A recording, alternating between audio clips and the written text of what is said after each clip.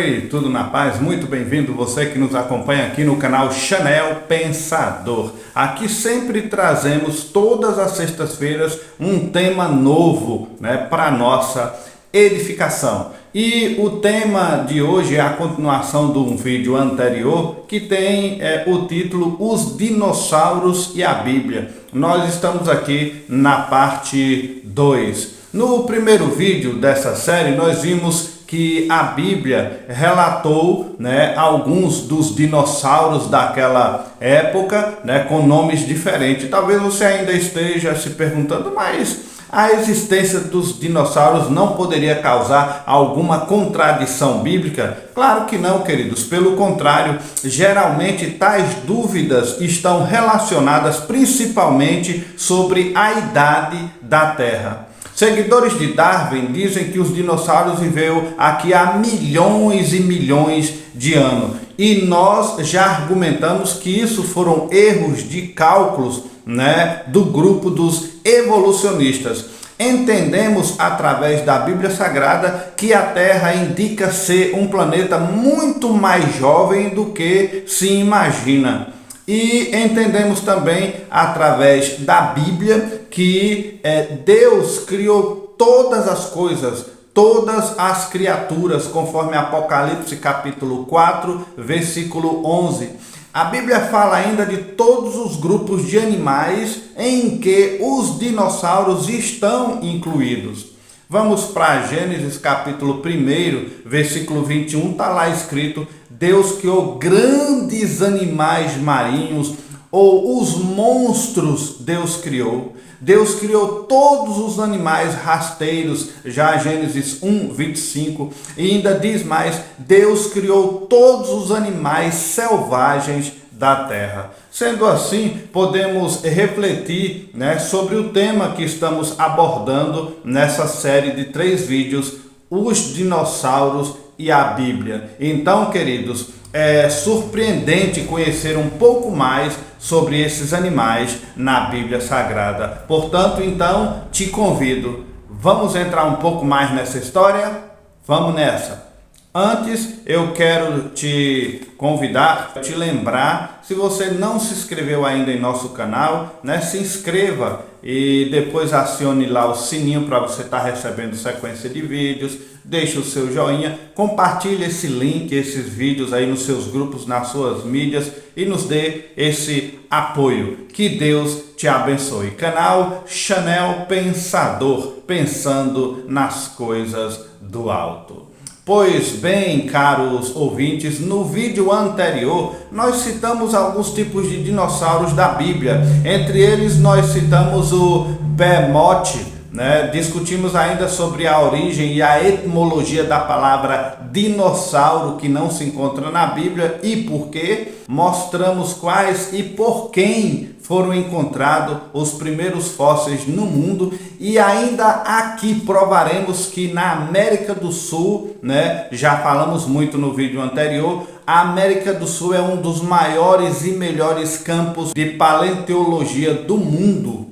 No vídeo de hoje ainda trataremos sobre isso e falaremos ainda registros históricos importantes e validados pela história e pela ciência, provas reais desses animais em nosso tempo moderno e muito mais. Por isso, querido, não se esqueça de logo deixar aí o seu joinha e continuar ligado, porque vamos continuar nossa viagem nesse mundo jurássico dentro das escrituras. Falaremos agora sobre as gravuras rupestres, e também vamos falar sobre as interessantes, famosas pedras Ica. Você vai conhecer que pedras são essas.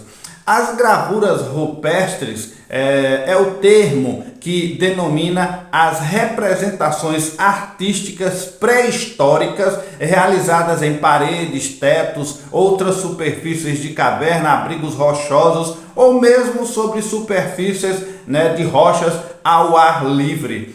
Poderiam também serem vistas em pedras, artefatos de argila, madeira, enfim, as figuras rupestres estão aí espalhadas por toda a face da terra. Povos antigos tinham o costume de colocar pedras desenhadas com animais de estimação na sepultura dos seus donos, e eles descreviam ali, né, mais ou menos como foi que o seu dono morreu. Então eles retratavam isso em figuras em pedras, e muitos desses registros foram que animais atacaram seus donos. Algumas dessas pinturas têm a pigmentação de tinta datada do ano 600 antes de Cristo. No México, por exemplo, existem muitas figuras de dinossauros na cultura Ica Tapiguara, né? Ica é uma das regiões mais ricas e representativas do Peru, dono de uma história milenar, grandes tradições. Seu legado e geografia se destacam ao longo da costa peruana. No passado, um número de pedras gravadas foram descobertas durante escavações arqueológicas em cavernas nessa região no Peru. Entre as tantas gravuras encontradas, encontraram ali as pedras Ica, né? Podemos observar detalhes fascinantes de luta de seres humanos contra dinossauros registrados nessas gravuras. As famosas pedras Ica causaram, desde sua descoberta, um grande alvoroço na comunidade científica. Inúmeros laboratórios já confirmaram a sua veracidade e que são extremamente antigas. Algumas datam até mais de 600 anos antes de Cristo. Essas pedras foram encontradas em 1961 por agricultores, né, sobre as areias do vasto deserto de Ocucage, na costa do Peru. Com certeza, queridos, esses artefatos são a melhor prova que há muito mais na história antiga do que qualquer uma outra forma que podemos imaginar. Ainda existe muita coisa registrada dos antigos que ainda não foram encontradas. Algumas pedras gravadas podem ter sido trazidas, por exemplo, da Espanha no século XVI. Muitas dessas pedras eram colocadas em túmulos para lembrar de como os donos morreram naquele episódio. Alguns morreram de acidentes, outros de enfermidades. Uma boa parte gravada ali são pessoas lutando com animais ferozes. Entre esses animais, algumas espécies de dinossauro. Porém, queridos, existiram copiadores dessas pedras, né, visando lucros e turismo. E elas se tornaram populares até quando, em uma certa vez, o Dr. Javier Cabreira Darquia, né, um médico peruano, recebeu uma dessas pedras como presente de aniversário. Aí, por isso, uma boa parte da comunidade científica considera as pedras Icas um meio que duvidosa. Por quê? Porque houve essa mistura, né? E não se sabe hoje quais são as verdadeiras reais dessas falsas camufladas que muitos criaram para obter lucros indesejáveis. Em Ica, surgiram três grandes grupos pré-hispânicos, né, que são chamados do grupo da Nazca, né, Paracas e Chincha, né, que se instalaram ali no território Ica. Esses três grupos, o primeiro é a cultura Paracas, é conhecida por as suas inúmeras trepanações cranianas, um importante avanço médico até hoje, e também essa cultura Paracas é conhecida pela sua arte têxtil. A cultura Chincha conseguiu construir a grande Huaca Centinela. O Huaca La Centinela foi o principal assentamento da cultura Chincha, uma próspera organização de fazendeiros, pescadores, artesãos e comerciantes que se desenvolveu no vale que leva esse nome na costa do Peru. Isso aconteceu entre o ano de 900 a 1450 depois de Cristo.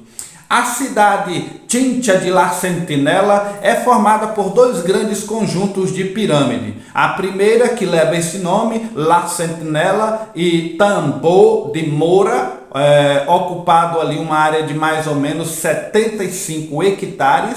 é dominada por uma outra enorme pirâmide que dá o nome daquele complexo, que é La Sentinela.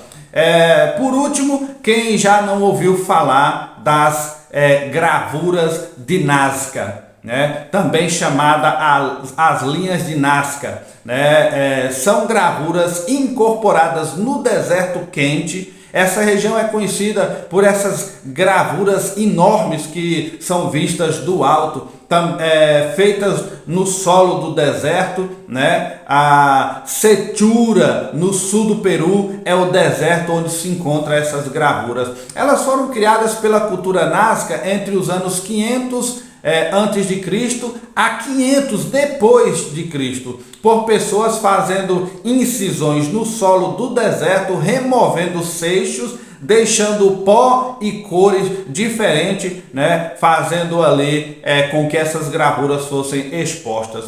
Outras culturas no mundo trazem indícios, né? Além dessas que citamos, essas três culturas, né? Ica, que é Nazca, Paracas e Chincha, outras culturas no mundo também trouxeram indícios de convívio com esses animais, né? Dinossauros em suas histórias.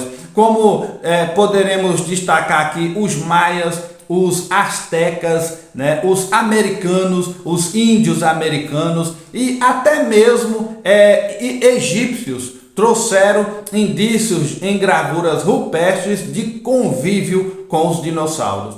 Também existia um povo chamado um povo Kuku e Alange, da região de Queensland, na Austrália, que fez uma pintura provavelmente de um plesiosauro, né? Veja essa pintura aí na tela. Mas, queridos, o que fica muito interessante é que a tinta dessa pintura é datada de 100 anos de os ingleses terem chegado na região da Austrália. E o mais interessante ainda é que os primeiros fósseis desses animais foram encontrados no final do século XIX e já tinha essa gravura rupestre registrada há muitos anos atrás. O que isso quer dizer? Né? Que essa tribo convivia com esses dinossauros. Prova essa inquestionável. Mesmo que ainda exista muitos céticos no assunto, essas provas, queridos, são evidentes, né, de convívio de seres humanos com os dinossauros. Registros históricos taxados, né, e validados pela ciência. Antigamente, a palavra lenda, ela tinha uma outra conotação do que é visto hoje. Para os antigos, né, os povos bem antigos, lendas eram registros históricos que eles pesquisavam, eles estudavam. Claro que também existia aquelas lendas generalizadas, aqueles contos que foram misturando aos registros históricos. Aí se fez uma coisa só: registros, documentos históricos e lendas. Houve essa mistura. Então há de que a ciência, né, tente separar essas duas coisas. Como podemos observar, a verídica história da Arca de Noé e do dilúvio, né? Quantas lendas existem por aí nesse fato histórico, mas hoje a ciência prova a veracidade da construção da arca e do grande dilúvio na terra. Temos o vídeo aí no canal que comprova isso. Precisamos saber distinguir o que é conto, o que é mito da verdade, né, desses registros históricos aí. Quer entender melhor? Vamos a um outro exemplo de registros históricos, além das pedras ícas, né, dos desenhos de Nazca. Vamos para outros documentos que provam. Por exemplo, um rei anglo-saxônico chamado Beowulf gostava de caçar e cada aventura dele ele registrava em pergaminhos o que ele mesmo preservava. E o mais importante é que ele registrava nesses pergaminhos os detalhes impressionantes de suas caçadas. Mas ainda existem pesquisadores que defendem que ali não eram registros históricos. O nome Beowulf é de origem certa, mas desde o século XIX existe a teoria de que esse nome signifique literalmente lobo-abelha, numa tradução anglo-saxônica. Então, o manuscrito famoso, conhecido como Manuscritos de Beowulf, datado do ano 1000 a.C., é parte de uma coleção maior chamada Conto Vitellius, no artigo 15. Está atualmente guardado, preservado na Biblioteca Britânica em Londres. Sabe-se que essa coleção, que se perdeu no ano de 1731, quando a biblioteca Cotton Library, onde se encontravam esses documentos, ela incendiou-se, ela pegou fogo. Desde então, o manuscrito está chamuscado, perdeu algumas letras, dificultando, algumas traduções. Mas o primeiro acadêmico a estudar o manuscrito foi o irlandês Grimur Johnson Torkelly, que a partir de 1786 ele começou a transcrever o texto publicado, e descreveu também seus resultados e publicou em 1815. Apesar de ter sido escrito na Inglaterra, a história se refere a eventos ocorridos na Escandinávia, mas especificamente nas atuais hoje Suécia e Dinamarca.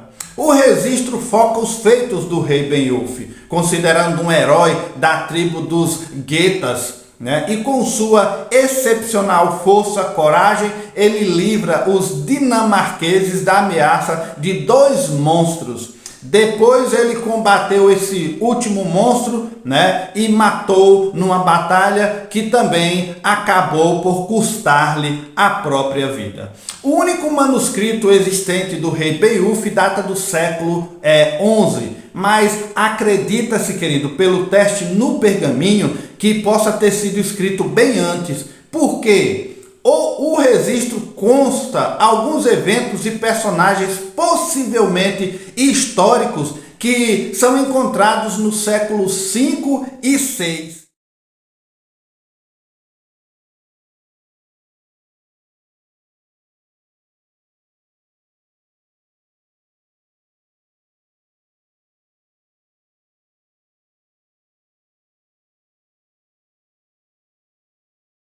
Então, na época desses eventos narrados, o registro, os povos escandinavos eram ainda pagãos, mas o texto contém algumas referências da Bíblia e também é interessante que os textos de Beowulf relatam muita coisa sobre Jesus Cristo. Sem dúvida, pelo fato que os escribas daquela época eram já cristãos, apesar de que muitos aspectos da narrativa são, porém, mais condizentes com valores germânicos pagãos do que cristãos.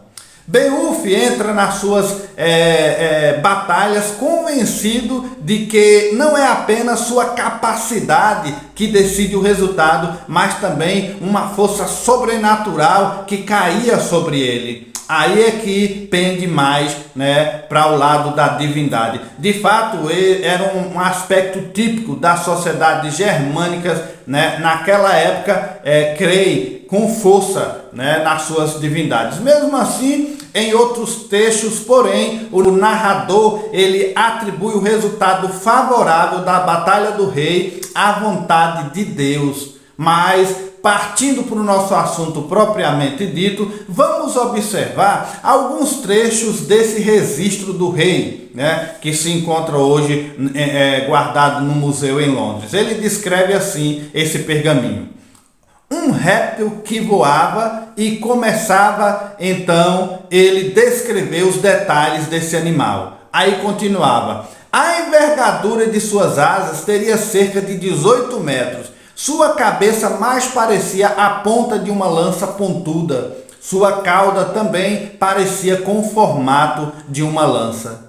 Queridos, quando você pega esse registro, essa descrição do rei, e você vai aos fósseis, aí você começa a comparar a descrição. Certamente ele está descrevendo um Pterodactylus, Esse que você está vendo aí na tela, esse é o Pterodactylus.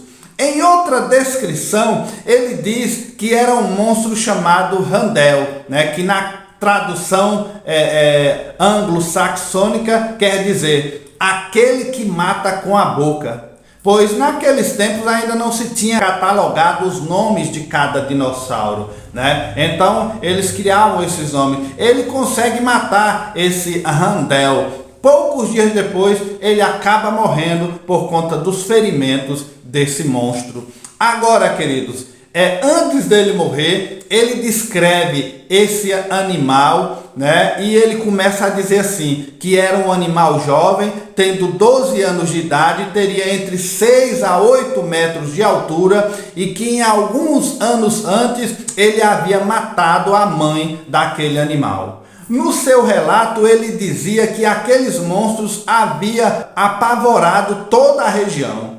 E na sua descrição, ele dizia assim, preste atenção: a estrutura do animal impedia a penetração de golpes de espada. Aquele animal tinha 2 patinhas na frente, como se fossem mãos humanas, e 2 grandes patas traseiras que o possibilitava de ficar em pé como um humano. Sua cauda era parecida como a cauda de um jacaré. E assim ele continuou descrevendo detalhes daquele animal. Aí, queridos, quando a gente vai observar os fósseis, esta descrição do rei se encaixa perfeitamente com um Tiranossauro Rex, esse que você está olhando aí agora. Então, observe dos registros, né, para os achados fósseis, como que eles se encaixam. Registros de muito tempo, né, antigos, com os fósseis recentes, como se encaixa. Pois é, queridos, quem determina o que é mitologia e o que é história? Quem determina isso? Os cientistas e historiadores falam que os dinossauros habitaram no nosso planeta aproximadamente 233 milhares de anos atrás. Claro que há uma diferença muito grande, né, de tempo entre o nome que foi dado para eles, né, para a sua passagem aqui na Terra. Esse cálculo científico que se dá, né, da idade desses fósseis, né, essa diferença de cálculo é feita a partir dos restos dos ossos encontrados nos fósseis, né, em diversas partes do mundo, como nós já explicamos no primeiro vídeo pelo teste de carbono 14. Os fósseis desses animais, queridos, foram estudados por várias autoridades que tentam entender de que forma eles viviam naquela região. Porque até então, fósseis só prova a forma de como eles morreram, não de como eles viveram. Nós vamos analisar as informações que a história nos dá sobre essas extraordinárias criaturas. Queridos, hoje não podemos ver os dinossauros como antigamente, devido a grandes mudanças climáticas e ambientais pós-dilúvio. Houve muita mudança aí, mas nós podemos ouvir, né, e observar inúmeros relatos históricos, né, até mesmo de testemunhas oculares em todo o mundo. Isso é extraordinário. Vamos viajar nessa parte da história? Relatos no mundo todo falam sobre essas criaturas. Vamos falar a partir de agora sobre algum desses relatos que foram registrados nos tempos modernos. A história está alheia de registros, imagens, indicações, prova da existência desses dinossauros, incluindo os dragões, como vimos aí descritos no livro de Jó, no livro de Apocalipse, registros de dragões. Podemos ir em outro registro muito famoso, que é chamado o Épico de Gilgamesh, né? Um conto da civilização suméria que contém luta com dragões. Esse épico conta ainda que figuras que se creem lendárias como Beowulf, né? Até mesmo históricos como São Jorge, né? Siegfried, que foi um herói de toda a história norte-germânica, né? Que lutou com dragões e seus registros se encontram até hoje ali no meio do povo. Eles tiveram encontros com dragões, mataram esses animais e se tornaram lendários. Talvez esses contos que muitos acham mitológicos, estiveram apoiados em alguma raiz histórica, né? Quem sabe?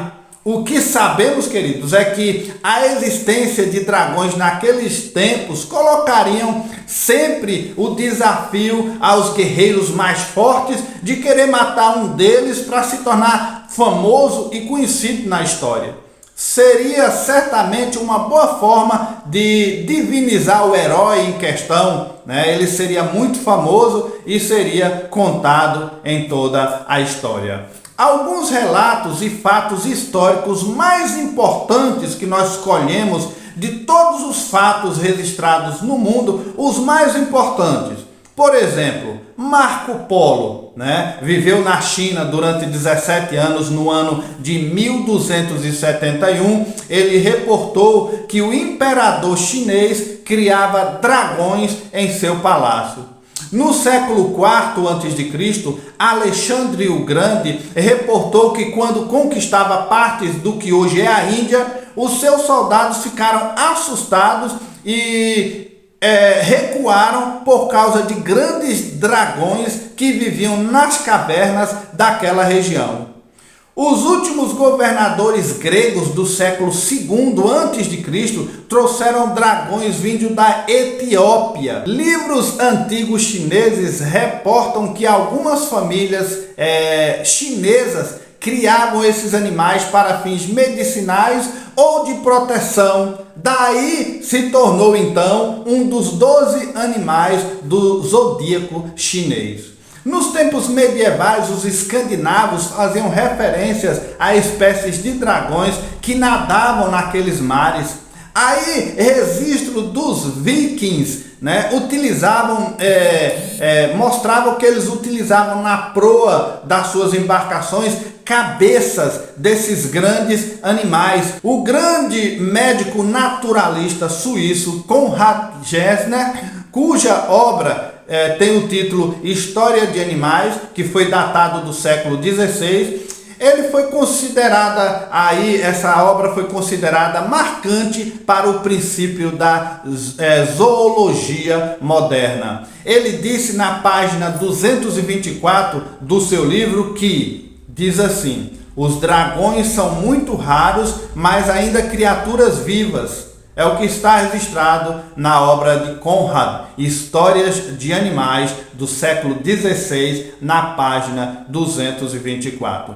O grande historiador grego Heródoto, que viveu do século V a.C., ele registrou: há um lugar na Arábia, situado muito perto da cidade de Buto, onde eu fui quando ouvi a respeito de serpentes com asas. Quando lá cheguei, vi ossos e espinhas de serpente em quantidades tais que seriam impossível de descrever. A forma da serpente é como aquela da serpente da água, mas com asas em vez de penas. E ele continua descrevendo, muito parecidas com asas de morcego.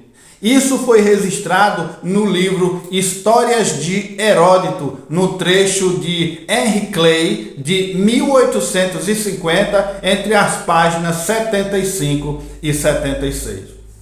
O grande historiador, que sempre eu costumo citar, é Flávio Josefo, que viveu entre o século I e o II depois de Cristo. Ele escreveu a respeito de pequenos répteis voadores na Arábia e no Egito. Já o rei assírio Sargão II, que viveu no século VIII a.C., ele deixou registrado que navegava no mar Mediterrâneo quando viu uma serpente marinha próxima à sua embarcação. Já em 1611, o imperador chinês, ele criou o posto de alimentador de dragão real, para alimentar os dragões que ele criava em seu palácio. Tudo isso para além dos inúmeros testemunhos de indivíduos por todo o mundo, né, ao longo dos últimos séculos, registrados, taxados como registros históricos, hoje documentados.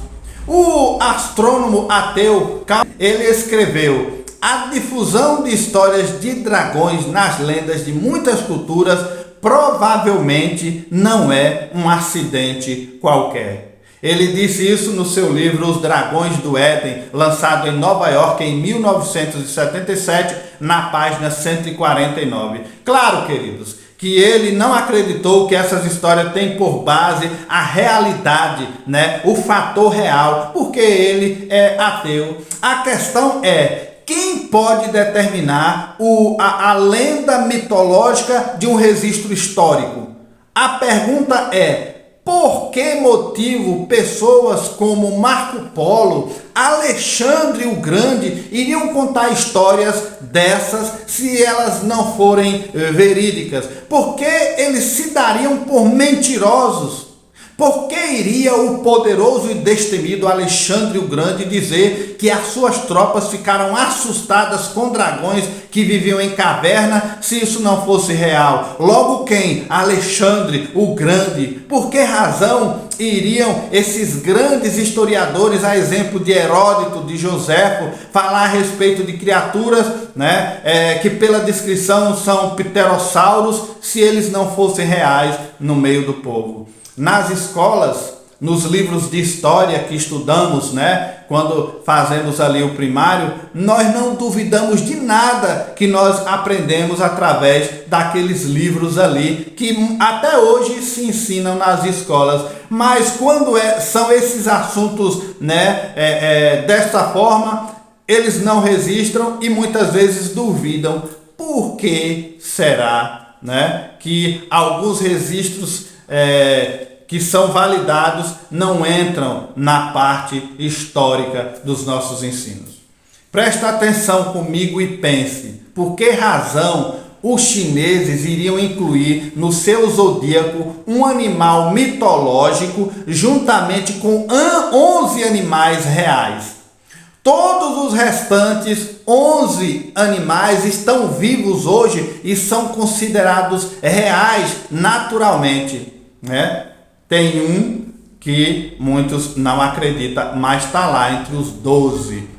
Sim, a não ser que realmente o dragão fosse um animal que os antigos presenciaram, né? Que motivo então o imperador chinês ele criaria um cargo de alimentador do dragão real? Provavelmente para alimentar os dragões que ele criava ali no palácio. Talvez você ainda possa questionar e dizer que isso são apenas ainda relatos, né? São apenas escritos. Mas, queridos, em relatos entendemos às vezes que não há uma maneira de saber se o que eles dizem foram realmente fatos verídicos, né? Ou não provados. Mas e os registros fósseis? Como duvidar disso? A grande vastidão de registros fósseis em todo o planeta Terra, né? Em conjunto com as figuras rupestres que se encaixam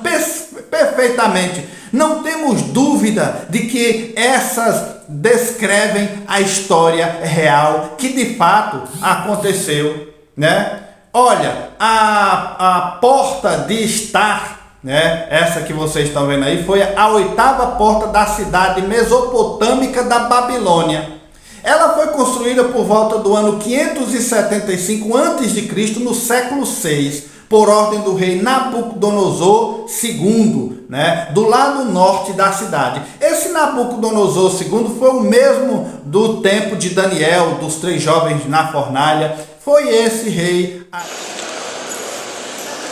Continuando a nossa excursão aqui em Berlim, chegamos ao Pergamon Museu, onde fazemos agora essa filmagem maravilhosa do antigo portão da Babilônia, o conhecido Porta de Isla, né? Foi construída pelo rei Nabucodonosor, o filho do Nabopolassar, principalmente no período da Neobabilônia, né? Quando a Babilônia estava imperando do Alto Tigre até o Baixo Egito. É um período em que a Babilônia dominava bastante aquela região ali do Crescente Fértil, né? Podemos ver aqui, ó, nesse mapa, esse período aí da Mesopotâmia, o Antigo Oriente Médio. Na verdade não é só um animal, né? É uma mistura de diversos animais aqui, ó. Você pode ver, ó, a cabeça é mais ou menos parecida com a cobra, com a serpente, tá vendo? Né? O corpo, eles dizem, né, que é um corpo de dragão, né? Os pés, ó, são pés parecido com o de leão, né? A pata, na verdade, né? Parecido com a de leão, né? E esse animal aqui é o que representa a divindade do deus Marduk, né? Na verdade é chamado de dragão, né? Esse animal aqui é um dragão. Voltando aqui para a porta de Isla, né? A deusa do amor e da guerra da Babilônia Antiga, né? Ela tem 56 metros, né, de largura, né? E representa um pouquinho, né, do que os arqueólogos berlinenses encontraram no período de 1900, quando começou mais ou menos o século XX, né, até aproximadamente o início da Primeira Guerra Mundial, quando as escavações encerraram, e depois eles puderam retomar os seus materiais depois da Segunda Guerra Mundial, aproximadamente em 1926. Todo esse material saiu de lá do hoje Iraque, né, do Oriente Médio, até aqui, Berlim. Esse museu aqui é um dos mais importantes museus do mundo antigo do Oriente. E essa era uma forma que Deus utilizava para se comunicar com os seus profetas, para mostrar o futuro. Mas isso daí era uma forma que ele utilizava para apresentar, para se comunicar, utilizando a linguagem da época.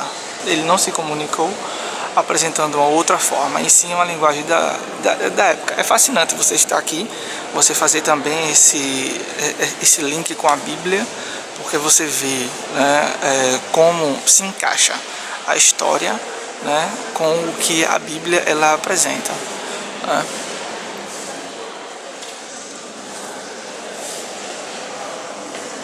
Bom, tem muita coisa para se falar, mas eu vou ficando com as minhas imagens por aqui. De estar, ela foi descoberta em 1887 pelo arqueólogo Robert Conway. Continua representações de leões, também de auroques, que era o nome dado a populações de bois domésticos, que eles foram extintos no século 17. Os últimos animais conhecidos, né, que tem nessa porta aí registrada, eles morreram na Polônia em 1627, né, esses auroques, também conhecidos como boitaurus ou um tipo de bisão como temos hoje. Além dessas duas figuras aí, né, do boi e dos leões, também tem uma figura de dragão. Os céticos evolucionistas têm de fazer um grande esforço mental para tentar explicar por que motivo eles representam ali animais que nós sabemos que são reais e que existe hoje conosco, né? Que é o leão, né? E o touro ali, o auroque, com outro que supostamente o ser humano nunca observou ali, que é um dragão. O que parece para eles é que esses animais eram comuns para eles, tanto o boi, quanto o leão, quanto o dragão, era comum na vida deles. Então, queridos, tire aí as suas conclusões, né? Mas temos muitas evidências, né, para mostrar o fato de que esses animais conviveram, né, com os humanos. Um outro caso que a gente poderia trazer aqui, que é muito interessante, né, foi encontrado um fóssil de um animal que possuía asas, né, caudas alongadas com ponta de lança, né, e o seu crânio havia duas cavidades extras que estavam interligadas com as cavidades nasais e com a boca. Olha que fóssil que encucou os cientistas. Mas o que tornou esse achado muito interessante é que nas cavidades traseiras do crânio desse animal, que era interligado com as cavidades da narina, os cientistas encontraram um elemento químico chamado magnésio metálico. Se formos para a química, podemos entender melhor o que realmente vem a ser esse magnésio metálico. Na sua forma pura, o magnésio é um dos metais alcalinos altamente reativos. O metal macio e brilhante reage com água para formar o hidróxido de sódio, e hidrogênio gasoso. A reação também libera muito calor, o suficiente para queimar o gás hidrogênio. Por isso, quando ocorre essa queima, aí ocorre a explosão com fogo. And into the water. And look how vigorous the reaction is. So even in water,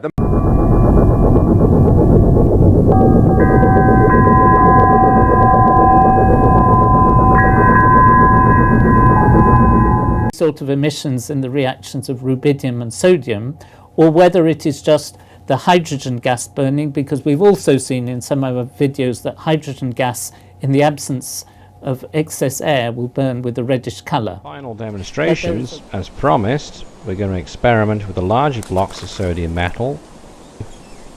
And to do this experiment, we ventured outside rather than to conduct this experiment within the workshop.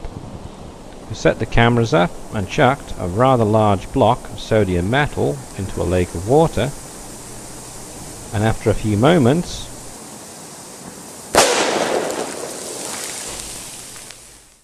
daí eles buscam chegar numa conclusão de que aquele animal, de fato, ele cuspia fogo e fumaça.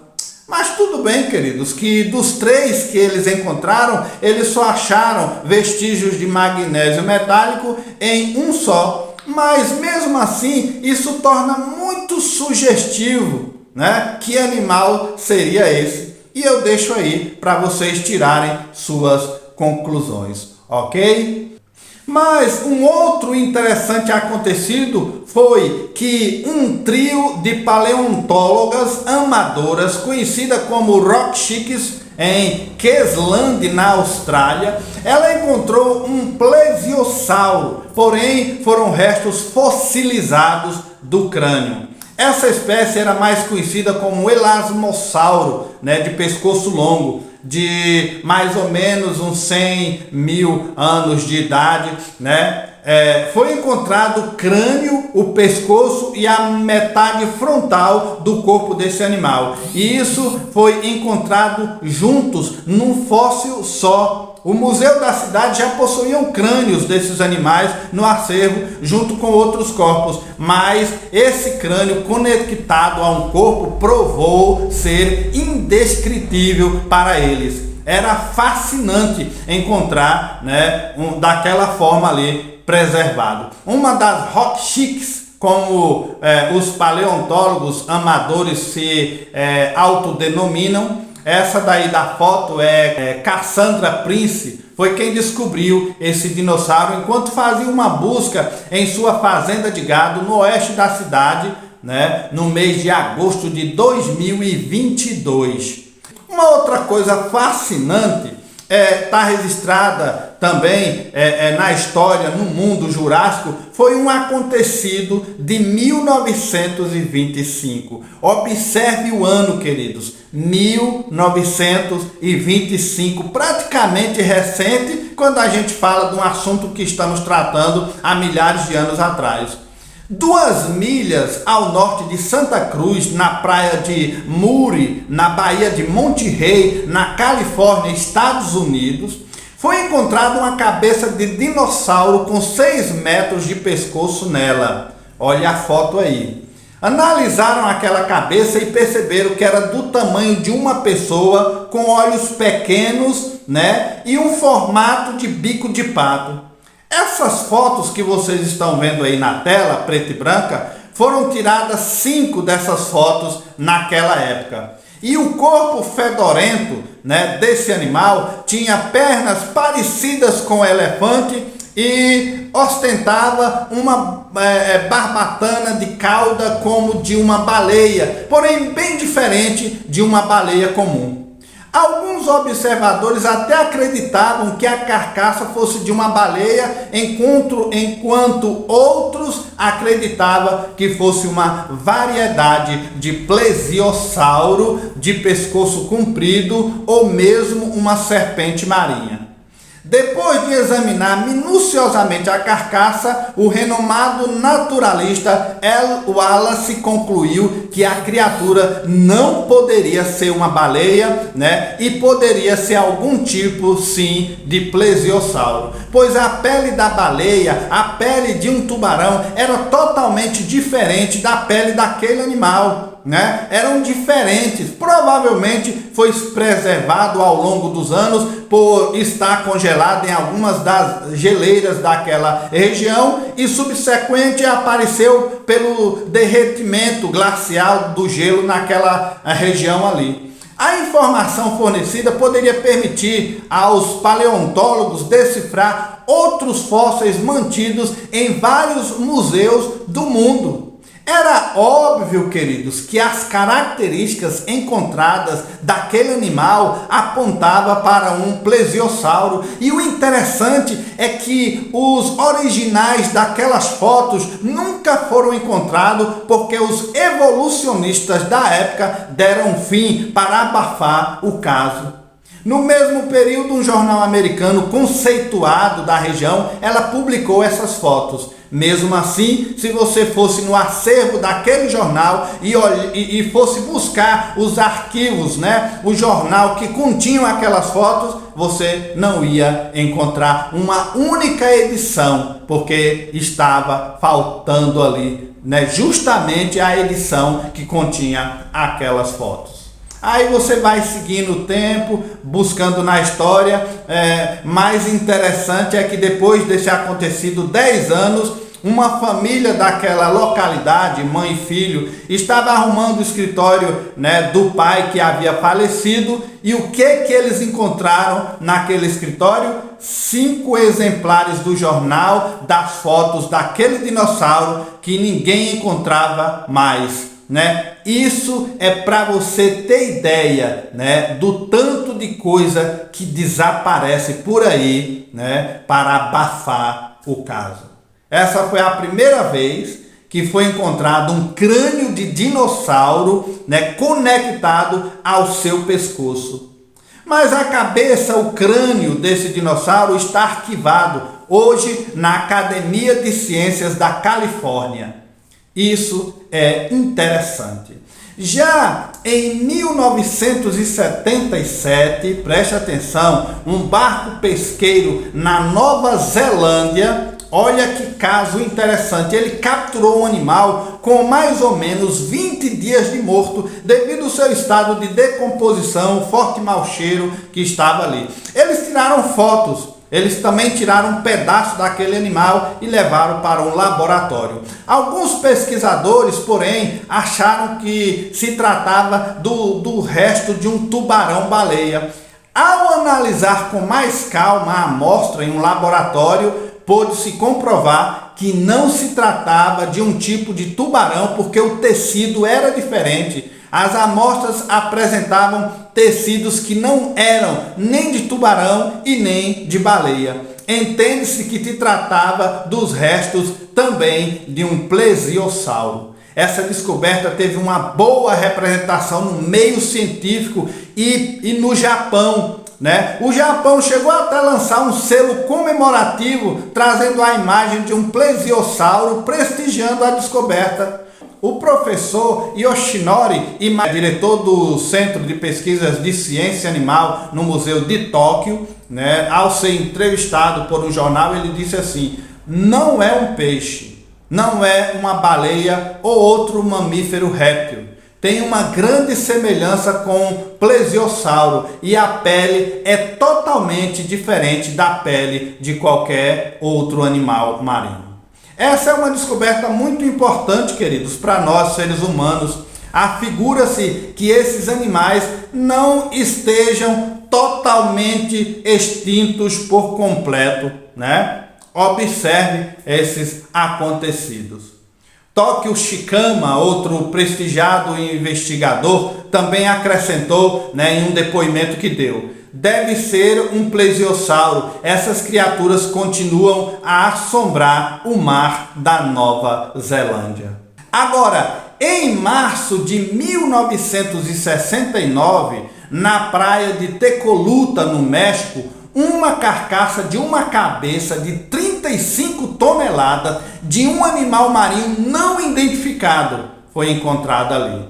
O corpo era parecido com o de uma serpente, coberto com uma rígida armadura articulada, e tinha um osso de 3 metros de cerca de 1 tonelada que estava em sua cabeça. Os biólogos chegaram a pensar na possibilidade de ser um tipo de baleia, porém o osso da cabeça estava inculcando o conhecimento científico deles, porque nenhuma classe de baleias possuía um crânio naquele formato. A imprensa internacional informara que um monstro pré-histórico de algum tipo havia encalhado nas praias do México, e o mundo esperava uma resposta científica de que animal seria aquele. Então se reuniu uma comissão de 7 cientistas para informar, no dia 20 de abril de 1969, que, assim como os primeiros biólogos que tentaram descrever que bicho seria aquele, eles também tentaram identificar, mas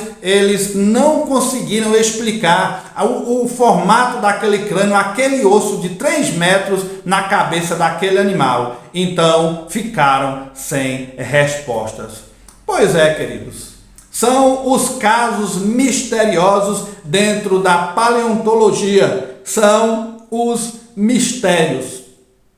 E mais desses mistérios é o que iremos analisar em nosso terceiro vídeo, dessa série Os Dinossauros e a Bíblia. Terceiro vídeo, parte final, falaremos sobre a aparição de estranhas criaturas em lagos profundos no mundo, achados fósseis incríveis, bem conservados nas areias do deserto, inclusive no deserto do Atacama, no Chile, aqui na América do Sul. Vale a pena esperar o fechamento dessa série sobre os dinos, pois tem muita coisa surreal vindo por aí em nosso canal. Portanto, se inscreva, deixa aí o seu joinha, compartilhe esse vídeo nos seus grupos e em sua mídia, e eu te aguardo na próxima sexta-feira para a gente fechar essa história jurássica. Que Deus te abençoe.